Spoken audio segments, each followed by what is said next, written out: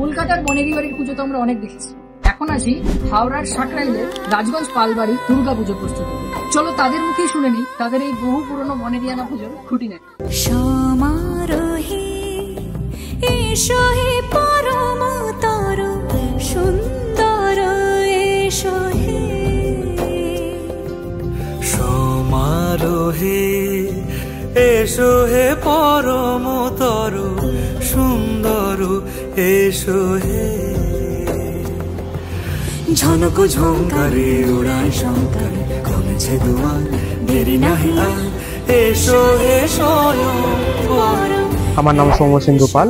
আমাদের এই বাড়ির পুজো হয়ে গেল 200 বছরের ওপরে। এই পুজো শুরু করেছিলেন পূর্বপুরুষরা এবং তারপর থেকে এই পুজো চলে আসছে। আমাদের বাড়ির পুজোর বিশেষত্ব হলো আমাদের অষ্টমীর দিনে এখানে সিঁদুর খেলা হয়। আমরা এখনো বাড়ির পুরনো যে আভিজাত্যটা সেই আভিজাত্যটা ধরে রাখতে পেরেছি।